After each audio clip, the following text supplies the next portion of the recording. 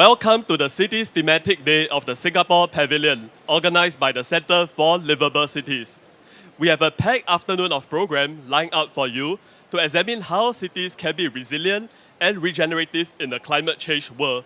We will begin with a welcome video by Mr. Chee Minister for National Development of Singapore. Greetings from Singapore. Welcome to Cities Day at the COP30 Singapore Pavilion in Belém, Brazil.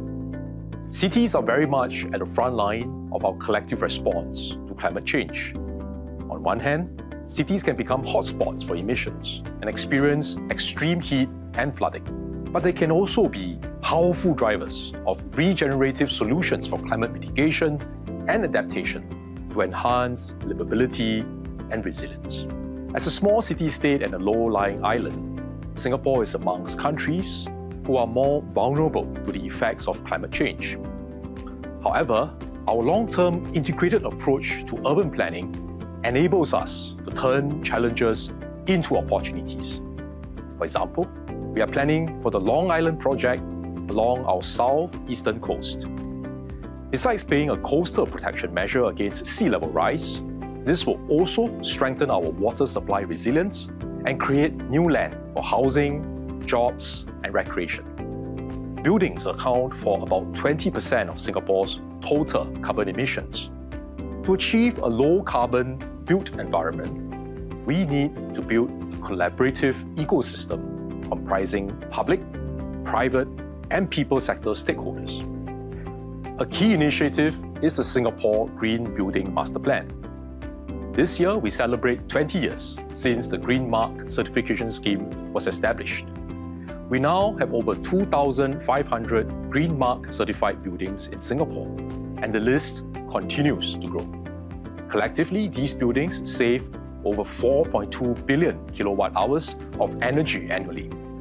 The carbon emissions avoided are equivalent to planting a forest over 13 times the size of Singapore. Building owners also save about $1 billion every year in energy costs. Since September this year, we have introduced a mandatory energy improvement regime. This requires owners of energy-intensive buildings to implement measures to reduce their energy consumption. And through the Green Buildings Innovation Cluster Program, we are pushing the frontiers of building energy efficiency by supporting the development and adoption of innovative green solutions. Singapore is also investing in nature-based solutions for climate resilience. We are building a city in nature by expanding green spaces and strengthening biodiversity. By 2030, we will have more than 25 new parks, covering over 170 hectares. We will extend our park connector network by more than 50 kilometers, and every household will be within a 10-minute walk from a park.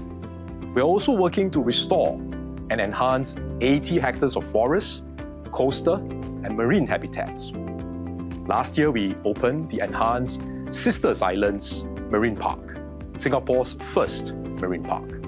We plan to designate a second marine park in Singapore's southern waters. Climate change is an existential challenge for all cities. The more we work together, share knowledge, best practices, and innovations, the stronger the impact of our collective efforts. Singapore is honoured to contribute to this global conversation through Cities Day at COP30 in Belém. I would also like to invite you to continue on this journey with us at the 10th edition of the World City Summit in Singapore from 14 to 16 June 2026, where government leaders and industry experts will convene to address challenges and offer ideas on how we can develop more livable and sustainable cities. I wish you a fruitful and inspiring session ahead as we work collectively towards a resilient and regenerative future. I would now like to invite Mr. Hugh Lim, Executive Director of the Centre for Liveable Cities, to give the opening keynote for Cities Day. Prior to joining CLC, Hugh was the CEO of the Building and Construction Authority, where he was actively involved in developing the latest iteration of the Singapore Green Building Master Plan, a key component of the Singapore Green Plan 2030. Hugh, please. Thank you, Andy, and a very warm welcome to the Singapore Pavilion Cities Day program. So to open this afternoon's program, we've heard from Minister Chee and I'll now share some points on Singapore's plans for a livable and resilient city, which may be relevant even as more cities seek to be regenerative to thrive in a climate-impacted world. First, a quick introduction to the Centre for Liveable Cities, Singapore. CLC was established in 2008 by Singapore's Ministry of National Development and the Ministry of Sustainability and Environment. CLC serves as a global knowledge centre for livable and sustainable cities. And as a knowledge centre, we connect public sector stakeholders with partners in the academic and private sector to explore future-ready approaches for urban planning and policy. Singapore's context as an island city-state means we not only have to accommodate the typical needs of a city, such as housing, healthcare, education, employment, but also those of a larger geography, such as airports, seaports, military training grounds, and reservoirs. Singapore's post-independence development model, based on a compact city structure, has enabled us to achieve three key outcomes of livability: a competitive economy, a high quality of life, and a sustainable environment. But we also need to be resilient against future challenges. Climate change is real and upon us today. As a densely populated and low-lying island, Singapore is amongst many cities around the world which are vulnerable to the effects of climate change.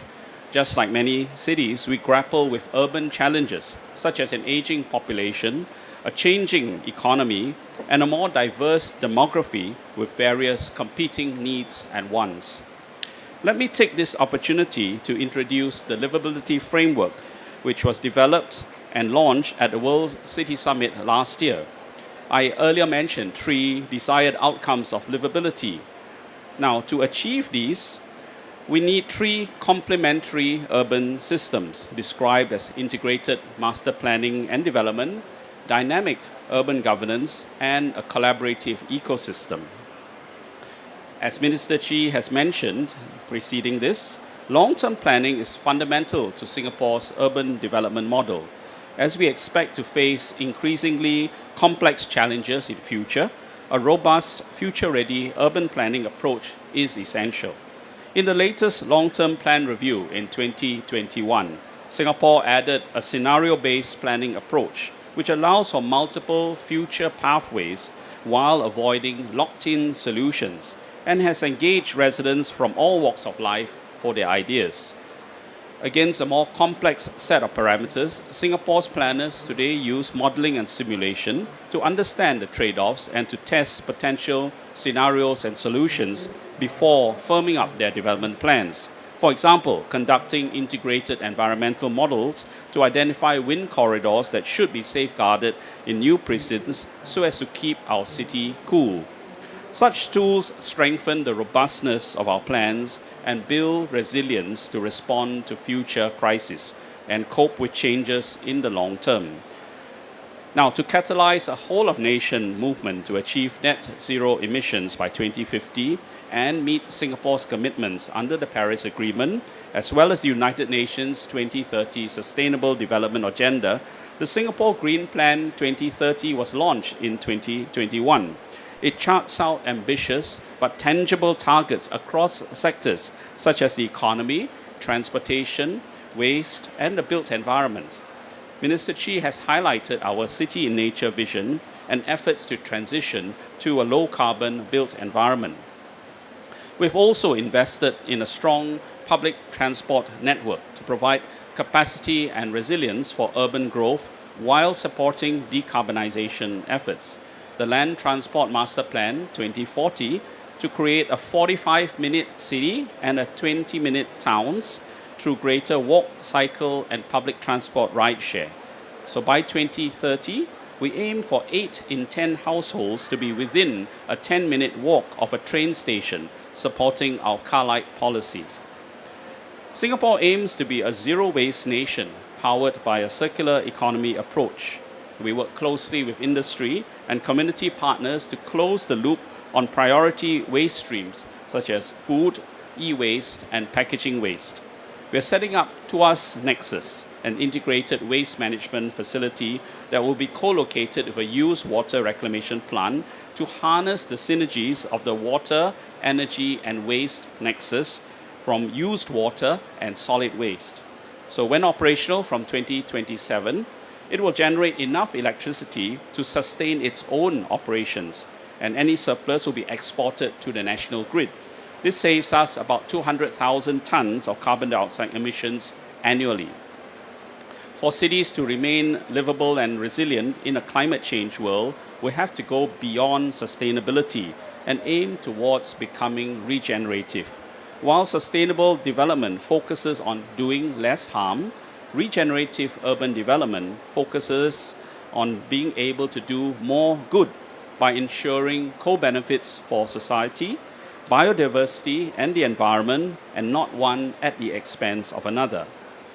So over the past 2 years, CLC has been engaging our partners, including government agencies, industry experts, academics, and international organizations across international platforms to distill how regenerative approaches and strategies can become mainstreamed for urban development. Crystallizing the insights from our engagements, the key regenerative strategies that can be applied in the built environment are using nature-based solutions, building low-carbon developments, and enhancing circularity of resources. Through enablers such as integrated planning, supportive policies, partnerships across sectors, and sustainable financing, these strategies can be creatively synergized to maximize net positive livability, resilience, and resource outcomes for each city's context. So we can see many good examples of urban projects utilizing these regenerative principles and strategies across the world. And our goal is to mainstream such practices on a large scale. With this, we can make our cities more livable and resilient and work towards a regenerative future by coming together regularly to exchange knowledge and share best practices, build partnerships, and collaborate. This is the key purpose for the Cities Day program today, as well as for the 10th edition of the World City Summit, which will be held in Singapore from the 14th to the 16th of June 2026. Now with this, I'm pleased to announce the launch of the 27th edition of the CLC Urban Solutions publication on resilience and regeneration. This builds on our 25th edition, and the two publications contain many inspiring insights and case studies of regenerative aligned projects from across the world, some of which I've shown you earlier. So you may scan the QR code on screen to read it. And for those of you who would like a physical copy, my colleague Andy has a small number available for sharing just for coming here this afternoon. Thank you very much, and I look forward to an engaging afternoon and hearing from our expert speakers. Thank you. Thank you, Hugh.